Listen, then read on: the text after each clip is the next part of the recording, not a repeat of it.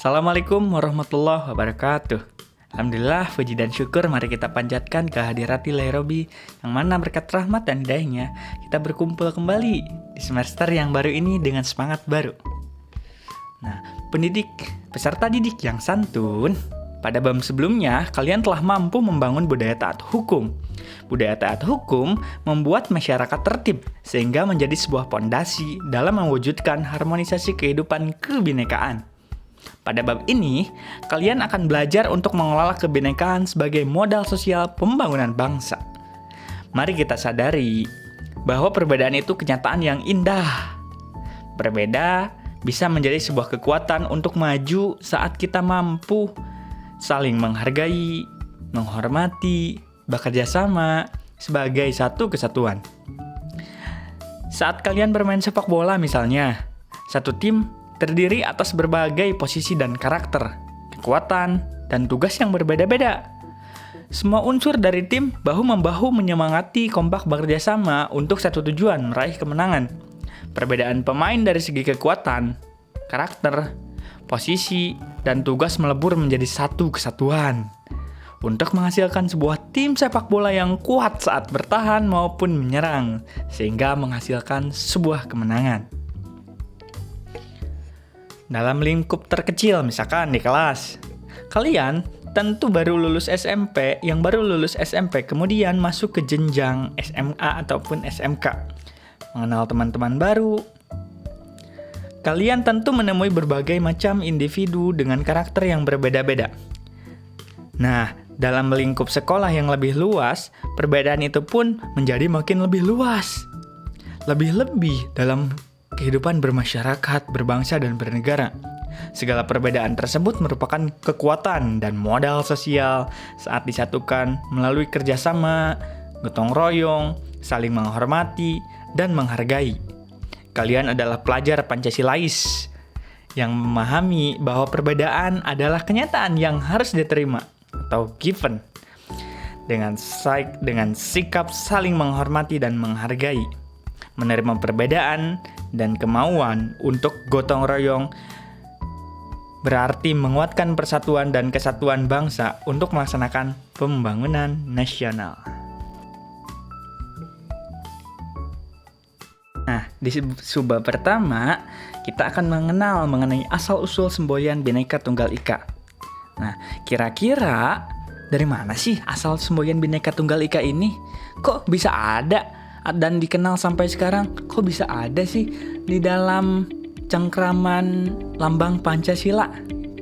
Nah, salah satu yang paling pertama dalam mengenalkan Bhinneka Tunggal Ika adalah dalam kerajaan Majapahit.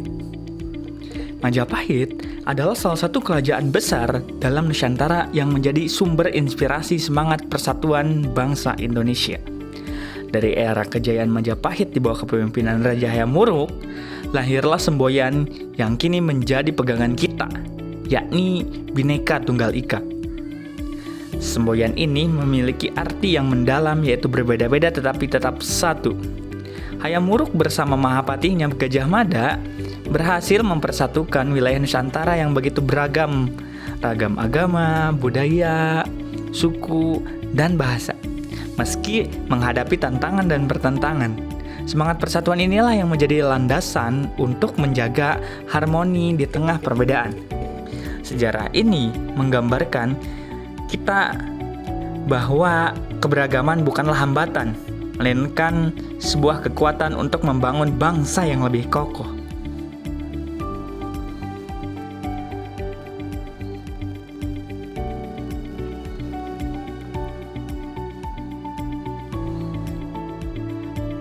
Semboyan Bhinneka Tunggal Ika yang kita kenal sebagai lambang persatuan bangsa Indonesia memiliki akar sejarah yang kuat.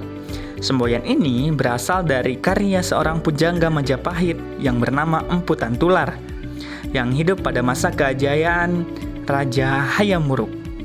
Empu Tantular yang diketahui sebagai penganut agama Buddha dikenal melalui karya-karyanya yang syarat akan nilai-nilai kebijaksanaan dan toleransi. Salah satu karya yang paling terkenal yaitu Kakawin Sutasoma yang memuat kalimat Bhinneka Tunggal Ika yang menjadi ataupun yang berarti berbeda-beda tetapi satu jua. Melalui karya ini, Empu Tantular menunjukkan sikap inklusif terhadap perbedaan, sebuah sikap yang sangat relevan di era keberagaman saat ini. Karya dan pemikiran Empu Tantular tidak hanya mencerminkan nilai-nilai luhur Majapahit, tetapi juga menjadi dasar semboyan resmi Republik Indonesia. Hal ini mengingatkan bahwa semangat persatuan dalam keberagaman telah menjadi warisan yang harus kita terus jaga dan lestarikan.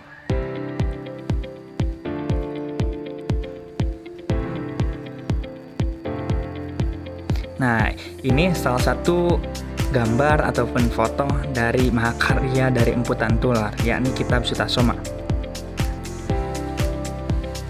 Bisa dilihat ya teman-teman.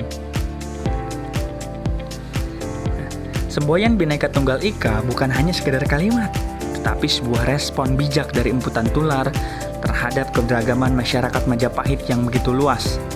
Dengan banyaknya suku, agama, dan budaya yang ada pada waktu itu, semboyan ini muncul sebagai seruan untuk menjaga persatuan di tengah perbedaan. Kalimat Bhinneka Tunggal Ika yang berasal dari bahasa Jawa kuno memiliki makna yang sangat dalam. Berbeda-beda, tetapi satu jua. Kalimat ini tertulis dalam Kitab Sutasoma, karya Empu Tantular, dan menjadi simbol yang menggambarkan nilai-nilai toleransi dan kebersamaan di tengah keberagaman. Pesan ini terus menginspirasi semangat persatuan bangsa Indonesia. Bahkan semboyan ini diadopsi sebagai semboyan resmi negara Republik Indonesia dan menjadi bagian dari lambang negara kita, yakni Garuda Pancasila, sebagai pengingat akan pentingnya menjaga kesatuan bangsa dalam keberagaman. Nah, ini bunyi kalimat dari ataupun kalimat utuh dari karya Empu Tantular. Bisa dicek ya teman-teman. Nah, yang Buddha tiada berbeda dengan Siwa Mahadewa. Keduanya itu merupakan sesuatu yang satu. Tidak mungkin memisahkan satu dengan yang lainnya. Karena hyang agama Buddha dan hyang agama Siwa sesungguhnya tunggal. Keduanya memang hanya satu, tiada dharma yang dua.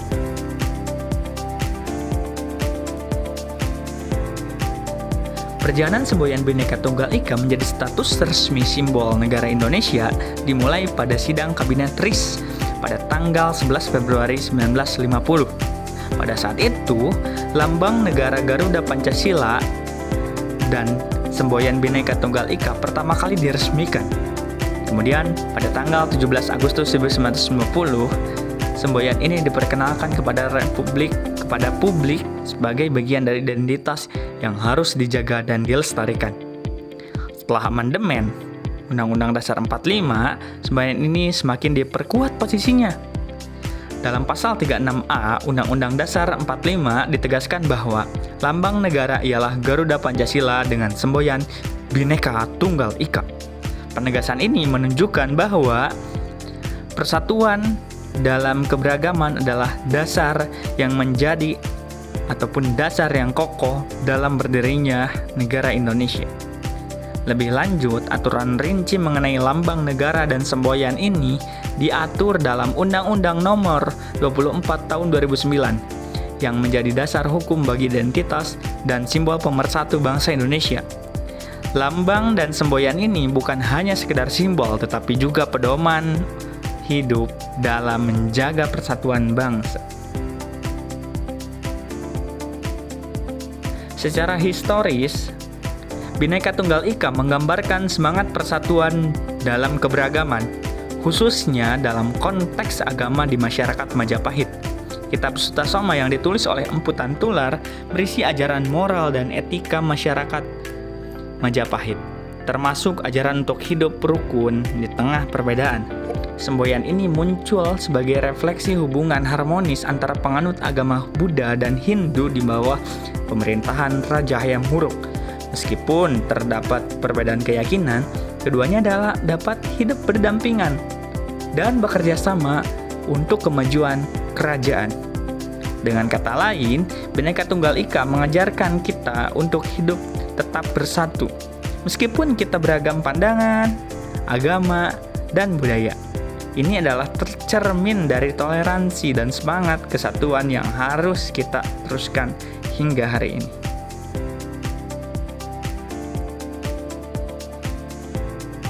Secara kontekstual, Bhinneka Tunggal Ika menggambarkan bahwa perbedaan dalam keberagaman adalah bagian yang tak terpisahkan dari kesatuan bangsa Indonesia.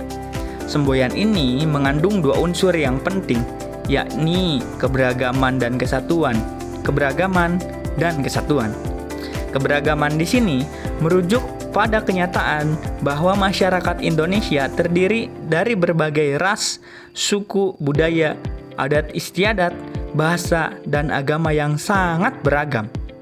Namun, meskipun terdapat perbedaan yang jelas, Indonesia tetap bisa bersatu. Itulah makna mendalam dalam semboyan ini. Bahwa keberagaman bukanlah pemecah belah, melainkan kekuatan yang menyatukan bangsa. Semboyan ini mengingatkan kita untuk menjaga dan merayakan perbedaan sebagai bagian dari identitas negara kita.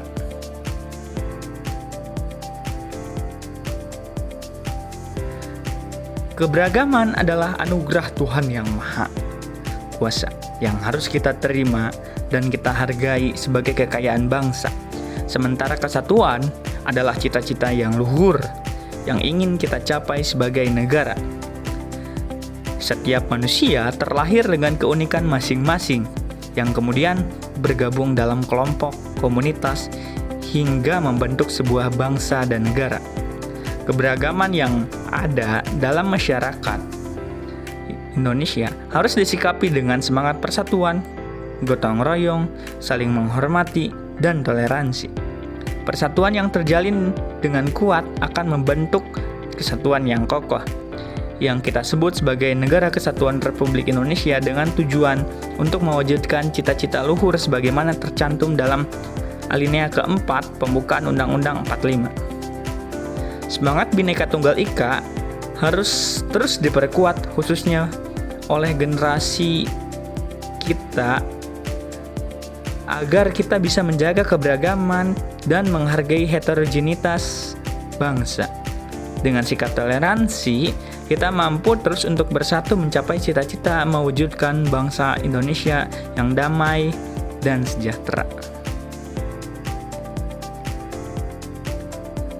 Sebelum tugas sebagai penutup, kita bisa ambil pelajaran bahwa Bhinneka Tunggal Ika bukan hanya semboyan, tetapi merupakan prinsip hidup yang harus kita jaga dalam kehidupan sehari-hari.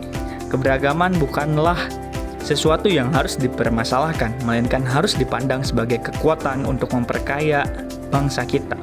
Persatuan dalam keberagaman adalah kunci mewujudkan Indonesia yang lebih maju dan sejahtera.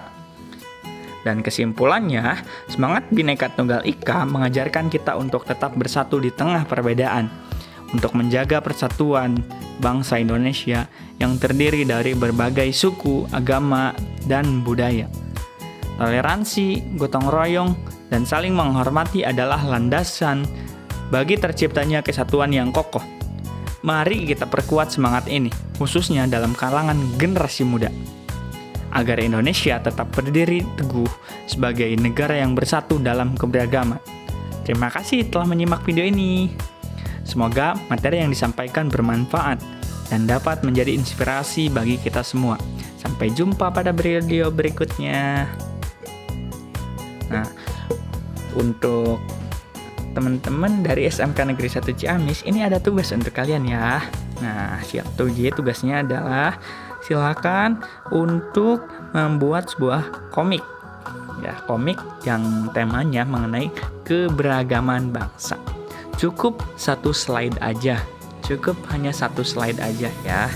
Dan untuk tugasnya ini untuk 2 pertemuan. Jadi silahkan untuk pertemuan minggu sekarang dan minggu depan, silahkan untuk mengerjakan tugas ini ya. Nah, untuk contoh dari cara membuat komik via aplikasi ada di tautan berikut ya. Atau Anda bisa men-scan di sini. Ya, Anda boleh men-scan di sini.